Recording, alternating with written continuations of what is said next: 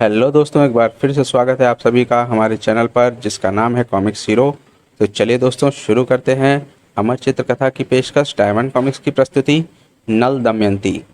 चलिए जानते हैं इस कॉमिक्स के बारे में। नल दमयंती। हजारों वर्ष हुए निषद देश में राजा नल राज्य करते थे। वे बड़े दयालु और सज्जन थे। उनकी प्रजा उन्हें बहुत चाहती थी, परंतु वे हमेशा उदास रहते थे। उनके पिता ईश्वर भजन करने के लिए सन्यासी बनकर वनवासी हो गए थे। नल का चचेरा भाई पुष्कर नल से जलता था और राज्य छोड़कर जाने लगा। नल, मैं ऊब गया हूँ और यहाँ से जा रहा हूँ। नल को सब सूना सूना लगता था और वे जगह जगह घूमते रहते थे। एक दिन, अरे यह झील तो मैंने आज ही देखी, कैसे सुंदर हंस है। वह सुनहरे पंखों वाला हंस तो अनुपम है। वे दबे पांव आगे बढ़े। उन्होंने हंस की टांग पकड़ ली। हंस दर्द से चिल्ला उठा। हंसनियां भी रोने पुकारने लगी। डर मत, मैं तुझे मारूंगा नहीं, तुझे अपने महल में रखूंगा और मोती चुगाऊंगा। हंस ने हंसनियों को ढांढस बंधाया।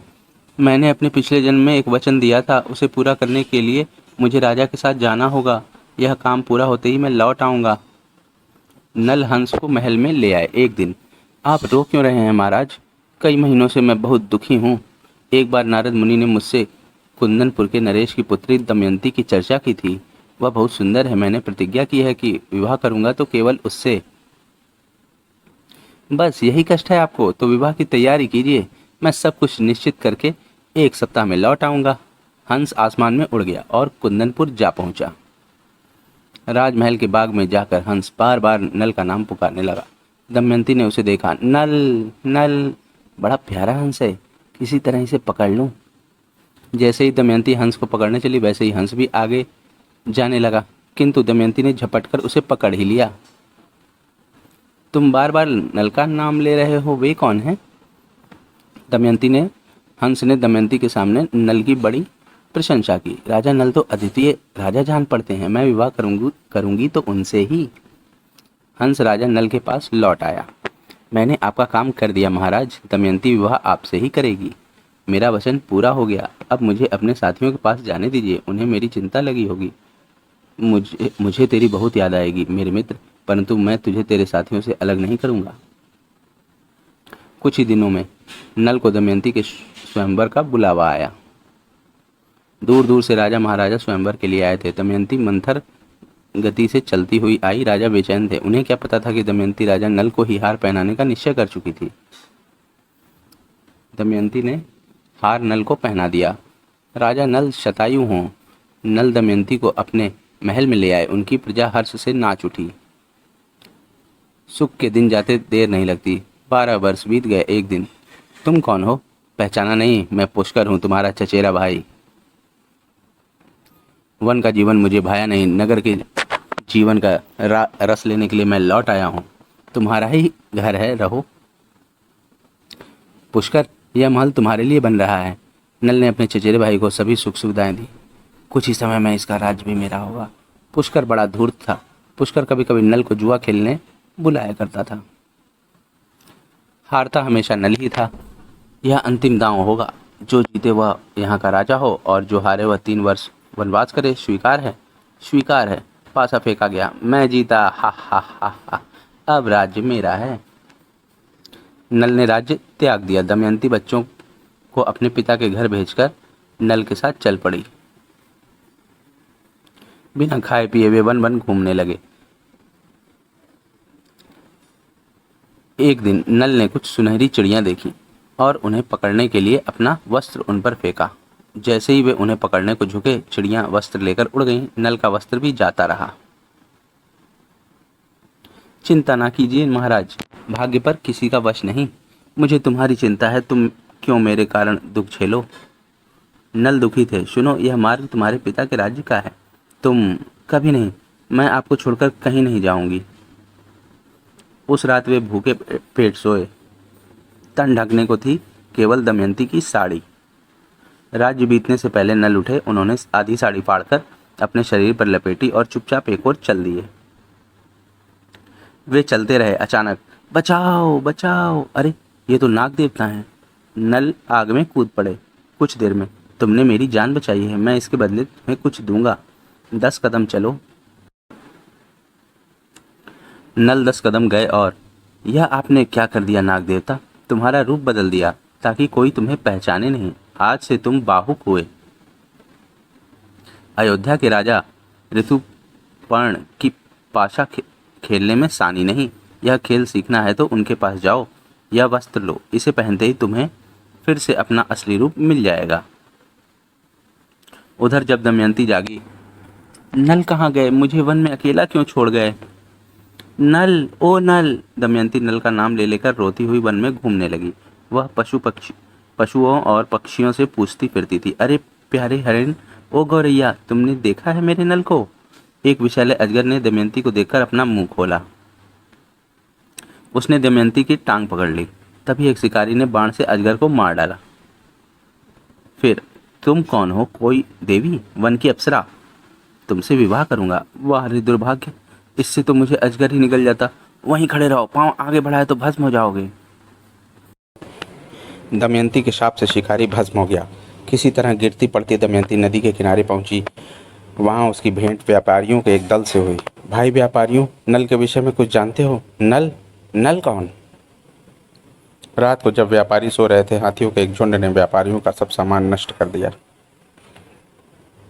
सब नष्ट हो गया। यह स्त्री हमारे दुर्भाग्य का कारण है। मारो इसे, मारो। भयभीत दमयंती भागती भागती विप्रपुर पहुंची। वहां बच्चे उसे पगली पगली कहकर चिढ़ाने लगे। अपनी छत से रानी भानुमति ने उसे देखा। किसी कुलीन घराने की स्त्री लगती है, उसे बुलाओ, तुम काम बहुत अच्छा करती हो। रानी ने दमयंती को दासी बना लिया। कोई ना जानता था कि वह वास्तव में कौन है। एक दिन कुंदनपुर के मंत्री विप्रपुर आए। अरे, ये तो रानी दमयंती लगती हैं, आप यहाँ कैसे आए? मैं आपकी ही खोज में निकला हूँ, आपको कुंदनपुर ले जाऊँगा। दमयंती कुंदनपुर आई। उसके बच्चे बड़े हो गए थे। उन्हें देख देख कर वह नल को याद किया करती। नल के बिना जीवन निरर्थक है। वे ना जाने कहाँ होंगे। दमयंती बहुत दुखी थी। मुझे भूख नहीं है पिताजी, भोजन तो करना ही होगा। दमयंती, विश्वास रखो, मैं नल को अवश्य खोज निकालूंगा। पिता उसे धीरज देते थे। एक दिन राजा का मंत्री नल को खोजने चल पड़ा। वह अयोध्या आया।